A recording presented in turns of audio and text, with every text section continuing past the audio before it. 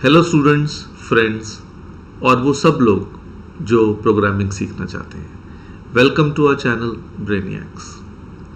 आज जो वीडियो मैं बनाने जा रहा हूँ ये इस रिक्वेस्ट पर है या इस नीड के लिए है कि अक्सर बच्चों से या जो भी स्टूडेंट्स हैं, जो लोग प्रोग्रामिंग सीखना चाहते हैं और उनको प्रोग्रामिंग सीखने में दिक्कत आती है, ये खास तौर पे उन्हीं लोगों को ध्यान में रख के बनाया जा रहा है। और ऐसा नहीं है इसमें कि हम ये कह रहे हैं कि ये सी के लिए है, C++ के लिए है।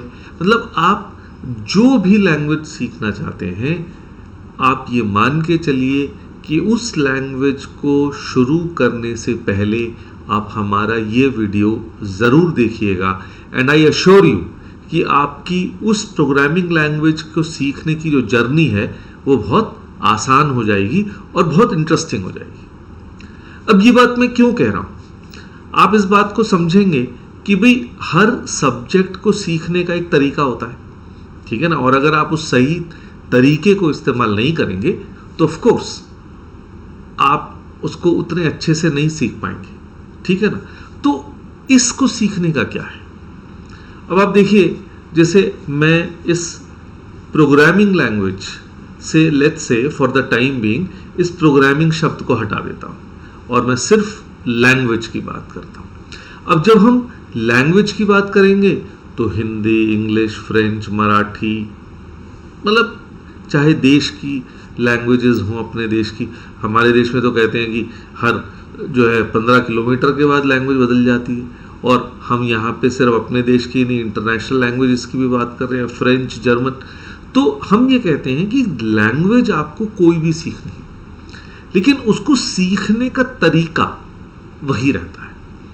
तो कहने का मतलब क्या है कि जैसे हम पहले तो ये कहें कि भाई ऐसा नहीं है, जैसे स्कूल की बात ले लेते हैं। चलिए, अब स्कूल में हमने कहा कि जी आप फर्स्ट स्टैंडर्ड से 12th स्टैंडर्ड तक पढ़े, 12 साल आप पढ़े, ठीक है। अब 12 साल लेट्स से इंग्लिश सीखने के बाद क्या आप ये कह सकते हैं कि जी मुझे सारी इंग्लिश आ गई, या कोई कहे जी मुझे सारी फ्रेंच आ गई? नहीं ना। यहाँ तक कि जो आपको टीचर्स पढ़ा रहे हैं वो भी ये नहीं कहेंगे कि जी वो आपको इसलिए पढ़ा रहे हैं क्योंकि उन्हें सारी आती है। हाँ, जो एक वैलिड स्टेटमेंट होगी, लॉजिकल स्टेटमेंट होगी, वो ये होगी कि वो टीचर्स कहेंगे कि भाई हमें आप लोगों से ज़्यादा आती है, तो we are in a position to teach you, to help you out, to guide you, ठीक है ना। अब वही चीज़ यहाँ पर है कि अगर आप बिल्कुल अपने बचपन में चले जाएं कि अगर आप लेट्स से इंग्लिश को कैसे सीखना शुरू किया था, तो आप कहोगे कि भाई पहले हमने अल्फ़ाबेट सीखे थे, फिर वर्ड्स, वोकैबुलरी सीखी, फिर सेंटेंस फॉर्मेशन सीखा, और फिर धीरे धीरे जो है आप आर्टिकल्स, लेटर्स और बाकी के काम उस लैंग्वेज में करने लगे, ठीक है ना। तो वही बात आपको यहाँ पे ध्यान रखनी है कि भाई कंप्यूटर लैंग्वेज में भी आपको वो कमांड सिखाई जाएंगी, वो सिंटैक्सेस सिखाई जाएंगी, और धीरे धीरे आप ऐसे हो जाएंगे कि आप उसमें फुल फ्लेजेड प्रोग्राम्स बनाने लगे, ठीक है ना। तो चलिए इस चीज़ को शुरू करते हैं कि वो क्या मेन बातें हैं जिसके लिए हम ये कहें कि भाई आप बिल्कुल अच्छे से उस चीज़ को समझें कि भाई क्या क्या चीज़ों का ध्यान रखना चाहिए जिससे कि हम किसी लैंग्वेज को अच्छे से सीख सकें। चलिए शुरू करते हैं।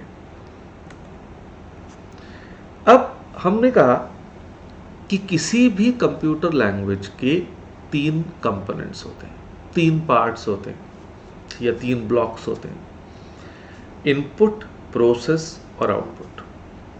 आज जो मैं बातें आपको बताने जा रहा हूँ, मैं चाहूँगा कि प्लीज़ मेरे शब्दों पे बहुत मार्क माई वर्ड्स, ठीक है, तो आपको चीज़ों को समझने में आसानी हो जाएगी, दैट्स ऑल। तो हमने कहा कि जब कोई प्रोग्राम हम एग्जीक्यूट करते हैं तो पहले इनपुट लिया जाता है, फिर इनपुट के बाद उस इनपुट पर प्रोसेसिंग होती है, and finally we get the output. और आप स्क्रीन पे देख भी रहे होंगे कि नीचे मैंने कई लैंग्वेजेस के आइकॉन बना रखे हैं। C है, C++ है, C#, Java, Python, Ruby, R. ये क्यों? सिर्फ ये इस बात का सिंबॉलिक है कि आप कोई भी जो लैंग्वेज यहाँ मेंशन नहीं भी हैं, ठीक है, इंक्लूडेड, अगर आप ये जो आज इस वीडियो में आपको मैं बताऊंगा, अगर आप उन बातों को फॉलो करेंगे तो आपको लैंग्वेज सीखना बहुत इंटरेस्टिंग हो जाएगा। क्योंकि देखिए, चाहे इंग्लिश लैंग्वेज होती है, भैया इंग्लिश भी कहना गलत होगा, इनफैक्ट कोई सी भी लैंग्वेज होती है, तो एक्चुअली वो बहुत इंटरेस्टिंग हो जाता है। तो हम उसके बारे में जानते हैं, उस कल्चर के बारे में जानते हैं। उसी तरह से कंप्यूटर प्रोग्राम, जब हम प्रोग्रामिंग करते हैं तो कोई सॉफ्टवेयर बनाया, कोई एप्लीकेशन बनाई, तो इट गिव्स इमेंस सेटिस्फैक्शन कि यार कुछ हमने क्रिएटिविटी की, कुछ नया किया, ठीक है ना। लेकिन उस नए को करेंगे कैसे? कि वापस coming back to this topic कि भाई इनपुट, प्रोसेस और आउटपुट, ये एग्जीक्यूशन की तो स्टेप है। लेकिन अगर मान लीजिए मैं आपको ये कहता हूं कि मैंने आपको ऑल टुगेदर एक नई प्रॉब्लम दे दी, या कहने का मतलब एक नया प्रोग्राम बनाने को दे दिया, तो आप इसमें से कौन सी स्टेप पहले सोचेंगे? तो अक्सर देखने में आता है, कोई स्टूडेंट कहता है सर पहले तो इनपुट ही होगा, तो इनपुट प्रोसेस आउटपुट, ठीक है ना। कोई आउटपुट प्रोसेस इनपुट पे चला जाएगा, मतलब सबके अलग अलग रीजंस हो सकते हैं, ठीक है ना। या सबके रीजंस भी नहीं, सबके अलग अलग आंसर्स हो सकते हैं, ठीक है ना। तो लेकिन करेक्ट आंसर क्या है? तो देखिए, मैं कहूँगा कि जब हम कोई चीज़ बनाने चाहते हैं, कोई चीज़ क्रिएट करने जाते हैं, तो हमें सबसे पहले ये पता होना चाहिए कि हमें चाहिए क्या, हम क्या बनाना चाहते हैं। तो जब क्या बनाना चाहते हैं ये चीज़ इंपॉर्टेंट हो गई, तो इसका मतलब हमारे लिए सबसे ज़्यादा इंपॉर्टेंट क्या हो गया? आउटपुट। तो सबसे पहले before starting to write a program, हमें ये पता होना चाहिए कि जो हम प्रोग्राम लिखेंगे उसमें हमें आउटपुट क्या चाहिए, ठीक है ना। अब उस आउटपुट के बाद तो फिर अब आप डिसाइड करोगे कि भाई अच्छा, अगर आउटपुट ऐसा होना चाहिए तो फिर इनपुट क्या चाहिए, ठीक है ना। इनपुट डिसाइड हो गया, आउटपुट डिसाइड हो गया, तो अब यह है कि अच्छा भाई ये इनपुट है हमारे पास, इस इनपुट पे हम ये प्रोसेसिंग कर देंगे तो फिर हमारे को डिजायर्ड आउटपुट मिल जाएगा। तो कहने का मतलब ये है कि जो हमारा थॉट प्रोसेस है वो तो ये कहता है पहले मैं आउटपुट सोचूं, then I should think of input, and finally I should reach the process, ठीक है ना। लेकिन हाँ, जब ये चीजें डिसाइड हो गई और I will start writing the program, तो उसका जो फ्लो ऑफ एग्जीक्यूशन है वो इनपुट, प्रोसेस और आउटपुट ही रहेगा। अब ये बात तो ऐसे हो गई कंपोनेंट्स की, ठीक है ना। अब देखिए, जब कोई हमारे पास कोई स्टूडेंट आता है, अब कोई किसी पैकेज, यानी जैसे फॉर एग्जांपल एमएस ऑफिस पढ़ने आ सकता है, या हम कहें कि कोई अकाउंटिंग सॉफ्टवेयर पढ़ने आ सकता है, और उसी तरह से एक स्टूडेंट है जो हमसे कहता है कि नहीं सर मुझे तो प्रोग्रामिंग लैंग्वेज पढ़नी है। तो मैं लेट्स से कि एक स्टूडेंट है जिसका नाम है ए और एक स्टूडेंट है जिसका नाम है बी। अब ए तो सीखने आया है लेट्स से एमएस ऑफिस, और बी सीखने आया है कोई प्रोग्रामिंग लैंग्वेज। अब देखिए, इन दोनों को हमारे एज ए टीचर पढ़ाने में क्या बदलाव आएगा कि मैं ए को तो ये समझा रहा हूं कि देखो आप जो चीज़ सीख रहे हो दिस इज़ फॉर ऑटोमेशन, आप इस पर्टिकुलर प्रोसेस की 10 स्टेप्स हैं, आप 2 अपने आप करोगे, बाकी की 8 कंप्यूटर अपने आप कर देगा, यानी computer will automate things for you, ठीक है ना। लेकिन वहीं पे सेम टीचर माई सेल्फ, जब मैं बी को कोई कंप्यूटर लैंग्वेज पढ़ा रहा हूं तो मैं उसको क्या समझा रहा हूं कि भाई देखो कोई चीज़ ऑब्वियस नहीं, आपको हर चीज़ का कोड लिखना पड़ेगा कि कंप्यूटर जो है वो अपने आप में एक बहुत अच्छा रिकॉर्डर है कि once you have written the program, the computer can execute that program n number of times without any failure. कोई एरर के बिना, ठीक है ना, एरर फ्री तरीके से उस चीज को फर्स्ट क्लास एग्जीक्यूट करेगा, ठीक है ना।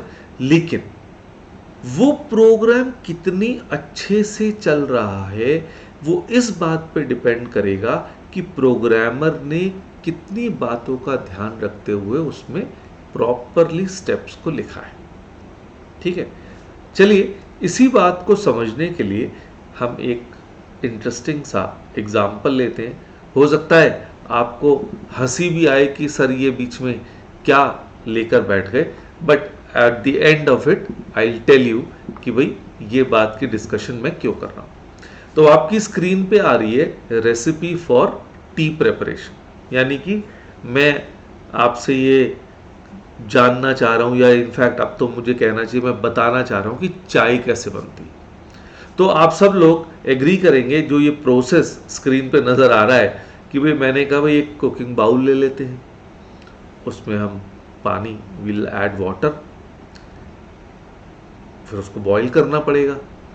सफिशिएंटली बॉईल हो गया तो फिर हम उसमें टी लीव्स ऐड कर देंगे, फिर जिंजर, सिनेमन, जो भी आप एडिशनल चीज़ें उसके अंदर ऐड करना चाहते हैं, your additives to make it more tasty, ठीक है, आप उसमें डालिए।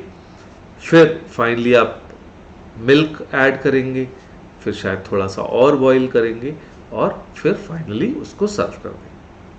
तो जो ये स्टेप्स हैं, तो मैं समझता हूँ आप में से जितने लोगों को चाय बनानी आती होगी वो समझ गए होंगे कि भाई सर को भी चाय बनानी आती है। लेकिन यहाँ मैं आपको चाय बनाना तो सिखा नहीं रहा। मैं क्या सिखा रहा हूँ? मैं सिखा रहा हूँ कि प्रोग्रामिंग कैसे करते हैं, प्रोग्रामिंग कैसे से।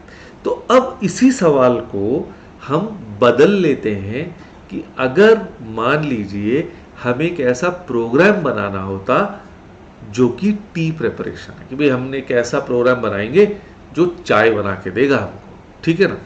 तो अगर हमें इस बात का ध्यान रखना है तो फिर आप इस बात को समझेंगे कि भाई इन्हीं स्टेप्स की कोडिंग करनी है, तो क्या ये स्टेप्स ठीक है? तो मैं कहूँगा नहीं, ये स्टेप्स कंप्लीट नहीं है, क्योंकि इसमें से कई चीज़ों को, क्योंकि देखिए मैं एक ह्यूमन बीइंग हूँ, आप सब लोग सुन रहे हैं, देख रहे हैं, आप लोग ह्यूमन बीइंग्स हैं, तो बहुत सारी चीज़ें आप एग्री कर जाएंगे कि मैंने ऑब्वियस मान ली। तो इसमें क्या कमियां हैं वो हम अगली स्क्रीन पे देखते हैं। लेकिन उससे पहले अगर चाय बन गई थी तो फिर क्या है, एंजॉय कर लीजिए सब लोग, ठीक है। लेकिन क्या चाय वाकई बनी है ये भी तो देखना पड़ेगा। चलिए उस चीज़ पे आते हैं। तो देखो हमारे प्रोग्राम में साथ क्या था कि हमने कहा कुकिंग बाउल ले लो, पानी ऐड कर दो, बॉईल कर दो, लेकिन गैस तो हमने जलाई नहीं। इनफैक्ट अगर मैं और डिटेल में जाऊं तो भाई गैस कैसे जलानी थी, लाइटर है मेरे पास या मैचस्टिक, ये तो बताया ही नहीं। फिर मैं कितने लोगों के लिए चाय बना रहा हूं, क्वांटिटी डिसाइडेड है इनमें से किसी भी इंग्रेडिएंट की, कुछ भी बताया गया। और फिर फाइनली मैंने कहा जी मुझे बॉईल करना है, मोर बॉईल करना है, लेकिन time, I need to know the time कि मुझे वो कितने पीरियड तक बॉईल करना पड़ेगा। तो जब तक वो स्पेसिफिक्स भी मौजूद नहीं है, how will a computer make perfect T for us. तो यानी कुछ चीजें हमने छोड़ दी, ठीक है ना। तो कहने का मतलब क्या है कि जब हम कोई प्रोग्राम बनाते हैं और उस प्रोग्राम को पहले सोचा जाता है, ठीक है ना, तो उसकी स्टेप सोची जाती है कि वो कैसे एग्जीक्यूट होगा, तो माइन्यूटेस्ट स्टेप हमको सोचनी चाहिए, ठीक है ना। तो जब आप उस बात का ध्यान रखेंगे तो आपकी चीज़ बिल्कुल परफेक्ट बनेगी। एक एग्जांपल ले लेते हैं और कि जैसे आप लोगों को याद होगा कि आई बिलीव 10th स्टैंडर्ड में मैथ्स के अंदर एक चैप्टर होता था ज्योमेट्रिकल कंस्ट्रक्शंस। अब उस ज्योमेट्रिकल कंस्ट्रक्शंस में हम क्या करते थे कि भाई आपको फिगर आपने ड्रॉ की, ज्योमेट्रिकल फिगर, और साथ में स्टेप्स ऑफ कंस्ट्रक्शन बना दिए। अब ऐसे में अगर किसी स्टूडेंट को वो ज्योमेट्रिकल फिगर ड्रॉ करनी नहीं आती, कंस्ट्रक्ट करनी नहीं आती, तो वो steps of construction will come to his help कि भाई वो जैसे जैसे वो स्टेप्स ऑफ कंस्ट्रक्शन कह रहा है वो वैसे वैसे उस चीज़ को यूज करता जाएगा and finally the geometrical figure will be there. The same thing applies here कि भाई जब हम किसी प्रोग्राम को उसके थॉट प्रोसेस से लेकर जाते हैं तो हम छोटी से छोटी बात का ध्यान रखते हैं, ठीक है, तो अपने आप हमारी फिगर बन जाती है। अब इन बातों का ध्यान रखने को या इन स्टेप्स को सोचने को हम क्या कहते हैं? हम इन चीज़ों को, इस सोचने को हम कहते हैं प्रोग्रामिंग लॉजिक। यानी कि आप ये मान लीजिए कि प्रोग्रामिंग अगर आप सीखना चाहते हैं तो this is one thing which you have to develop. इसके बिना आप प्रोग्रामिंग नहीं सीख सकते। बट मैं डरा नहीं रहा हूं, लेकिन मैं आपको ये बताने की कोशिश कर रहा हूं this is the most interesting thing concept while learning any programming language.